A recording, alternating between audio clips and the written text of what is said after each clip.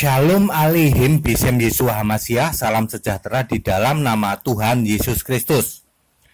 Bersama saya Pastor Henry Dianta STH. Kali ini kita akan membahas sebuah tema ya, secara cepat, singkat, dan padat. Begini temanya: 100% Ishak yang dikorbankan. Ya saudara, 100% itu Ishak yang dikorbankan. Ya. Tadi siang ya, saya itu naik angkutan umum lah begitu ya. Di sepanjang pinggir jalan sudah banyak hewan, saudara, dijual-jual hewan. Terus kita ngobrol-ngobrol, oh sudah mau ini ya, mau apa itu, nyembelih kurban katanya.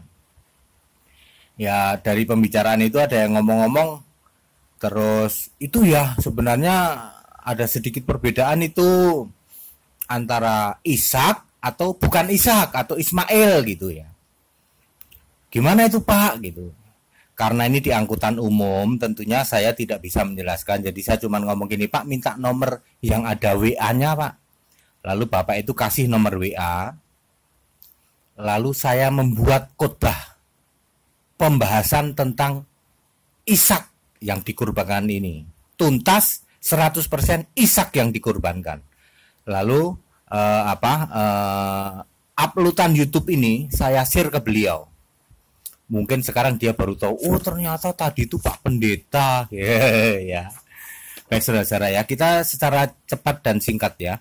Di luar sana saudara ya, berbicara tentang korban itu ada dua hal besar ya toh. Satu, yang dikorbankan itu bukan Ishak. Ya. Terus yang kedua, apa bedanya sih Ishak atau bukan Ishak? Toh yang disembelih akhirnya kambing kan. Ishaknya tidak mati, atau kalau toh Ismail pun Ismail juga tidak mati. Akhirnya yang disembelih kan kambing-kambing juga. Jadi ngapain diperdebatkan Ishak atau Ismail? Ya saudara-saudara ya, kita mengimani segala sesuatu harus berdasarkan hal yang benar. Percuma kita hidup dari muda sampai tua, kalau kita mengimani sesuatu ternyata yang kita imani tidak benar. Ya, makanya ini saya mau menjelaskan 100% Ishak yang dikorbankan. Kita secara cepat ya, membaca Alkitab. Kejadian 16 ayat 1 sampai 16. Kejadian 16 ayat 1 sampai 16 judulnya Hagar dan Ismail. Ayat 3. Jadi Sarai istri Abraham itu mengambil Hagar, hambanya orang Mesir itu, hambanya atau pembantunya atau babunya, sama saja ya. Yakni ketika Abraham telah 10 tahun tinggal di Kanaan, lalu memberikannya kepada Abraham suaminya untuk menjadi istrinya. Ayat 11, engkau akan mengandung dan akan melahirkan seorang anak laki-laki dan akan menamainya Ismail, sebab Tuhan telah mendengar penindasan itu. Ayat 12, seorang laki-laki yang lakunya seperti keledai liar. Demikianlah nanti anak itu tangannya akan melawan tiap-tiap orang dan tangan tiap-tiap orang akan melawan dia, dan di tempat kediamannya ia akan menentang semua saudaranya. Ayat 15. Lalu Hagar melahirkan seorang anak laki-laki bagi Abram, dan Abram menamai anak yang baru dilahirkan Hagar itu Ismail. Ayat 16, Abram berumur 86 tahun. Jadi nama anak siapa? Ismail. Ibunya siapa namanya? Hagar, atau bahasa Arabnya Hajar, seorang pembantu atau babu ya. Nama bapaknya siapa? Abram atau Ibram. Ya, atau dalam bahasa Arabnya Ibram. Oke. Udah itu selesai ya soal Ismail sama Hagar ya. Lalu Kejadian 17 ayat 1 sampai 27. Judulnya begini: sunat sebagai tanda perjanjian Allah dengan Abraham. Abram ganti nama jadi Abraham, atau bahasa Arabnya Ibrahim, karena akan menjadi bapak sejumlah besar bangsa. Ayat 4 dan 5. Abram diganti nama jadi Abraham, Ibram diganti nama jadi Ibrahim. Siapa yang ganti? Allah sendiri. Terus ada perjanjian sunat ayat 10 sampai 12 ya toh, umur 8 hari harus disunat. Sarai diganti nama jadi Sarah karena merupakan ibu bangsa-bangsa dan raja-raja bangsa-bangsa akan lahir daripadanya. Ya, kemudian Kejadian 21 ayat 1 sampai 7, judulnya Ishak lahir. Yang lahir itu adalah Ishak, nama ibunya Sarah, ibu dari bangsa-bangsa. Ya, bapaknya namanya Abraham atau Ibrahim, itu sudah disunat. Arti Ibrahim adalah bapak bangsa-bangsa besar. Ibrahim umurnya 100 tahun. Jadi selisih umur antara Ishak dengan Ismail adalah 14 tahun. Ya. Kejadian 22 ayat 1 sampai 19, judulnya Kepercayaan Abraham diuji. Kepercayaan siapa yang diuji? Abraham. Diulang ya, yang diuji kepercayaannya adalah Abraham atau Ibrahim, bukan Abram, bukan Ibram. Ingat ya, Abraham itu bapaknya siapa? Bapaknya Ishak. Kalau bapaknya Ismail siapa? Abram atau Ibram. Belum disunat dulu ya. Ayat 2, ambillah anakmu yang tunggal itu yang engkau kasih, yaitu Ishak. Jelas banget ya. Berapa usia Ishak saat dipersembahkan atau saat dikurbankan tidak disebutkan. Tetapi di dalam ayat 2 Allah bilang anakmu. Anakmu itu bermakna penafsirnya sebagai anak. Anak Israel itu umurnya di bawah 12 tahun.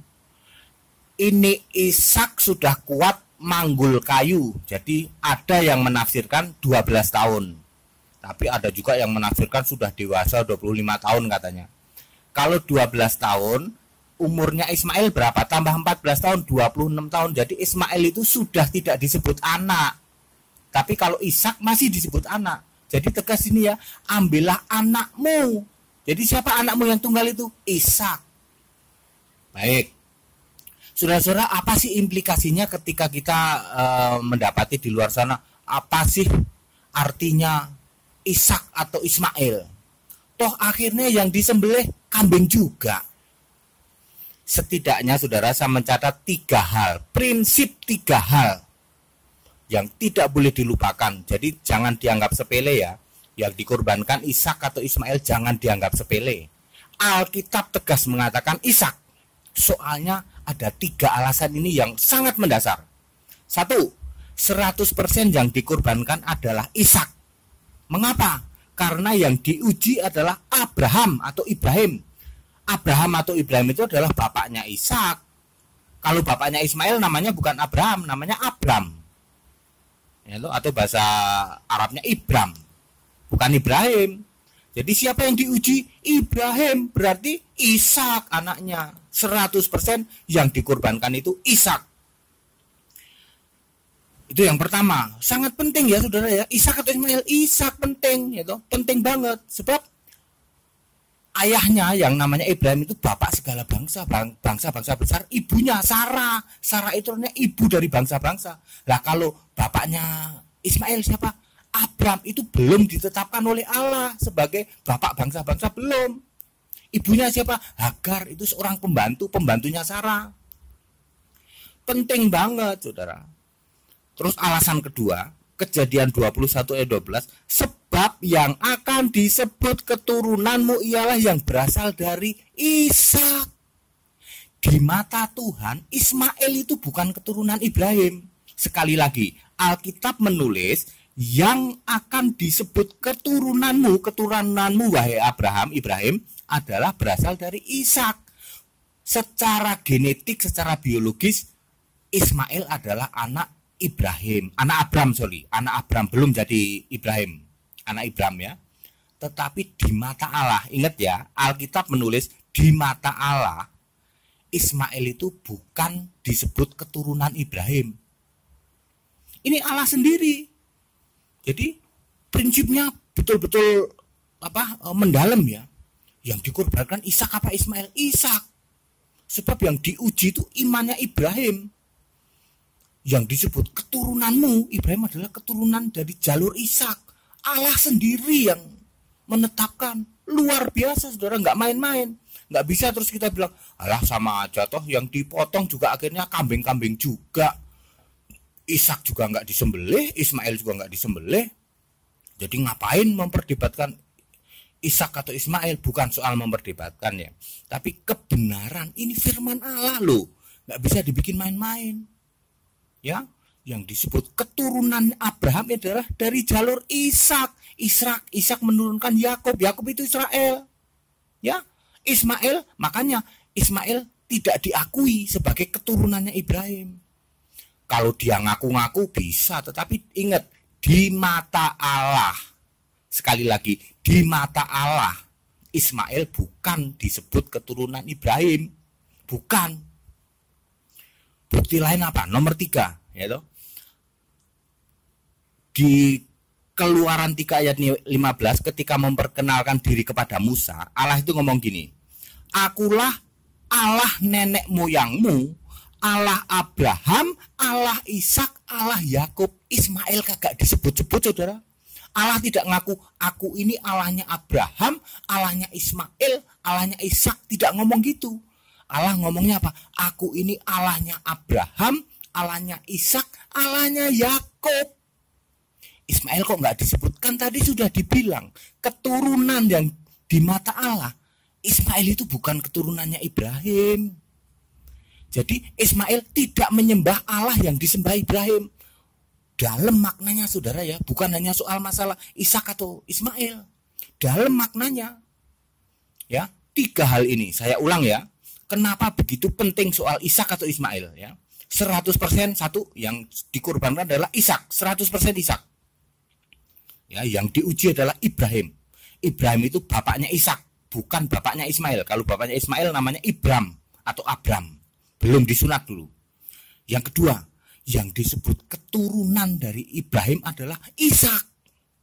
Ismail di mata Allah tidak disebut keturunannya. Menurut Alkitab, sekali lagi, menurut Alkitab. Ya. Yang ketiga, bahwa Allah memperkenalkan diri kepada generasi berikutnya, kepada Musa, Nabi besar, ya toh, memperkenalkan diri sebagai akulah Allah nenek moyangmu, Allah Abraham, Allah Ishak, Allah Yakub. Ismail tidak pernah disebut. Allah tidak mengakui Ismail itu nyembah Allah. Jadi Ismail nyembah siapa? Yang jelas nyembah Allah lain. Tidak sama dengan Allah yang disembah Ibrahim, tidak sama dengan Allah yang disembah Ishak, tidak sama dengan Allah yang disembah Yakub. Ismail menyembah ilah lain. Alkitab sudah menjawab, yang disembah oleh Ismail adalah Allahnya orang Mesir. Karena istrinya orang Mesir, terus mereka menyembah orang Mesir. Tinggal di sebelah timur, menurunkan suku Kedar. Gitu. Ya, saudara sudah tahu lah Kedar itu nanti kemana arahnya. Baik saudara ya, begitu pentingnya, jadi sudah terjawab sekarang 100% Ishak yang dikorbankan. Maknanya dalam, bukan hanya soal apakah Ishak atau Ismail, maknanya dalam. Karena pertama bahwa memang 100% Ishak yang dikorbankan, sebab yang diuji itu imannya Ibrahim. Ibrahim itu bapaknya Ishak, bukan bapaknya Ismail. Bapaknya Ismail namanya Ibram.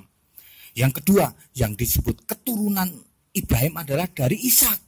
Allah tidak mengakui, Allah tidak menganggap, Allah tidak, di mata Allah Ismail itu bukan keturunannya Ibrahim. Sekali lagi menurut Alkitab. Kalau Anda punya sumber lain ya silahkan. Yang ketiga, bahwa Allah selalu memperkenalkan akulah Allah nenek moyangmu, Allah Abraham, Allah Ishak, Allah Yakub. Ismail kagak pernah disebut-sebut. Berarti Ismail menyembah beda Allah dengan yang disembah oleh bapak leluhurnya.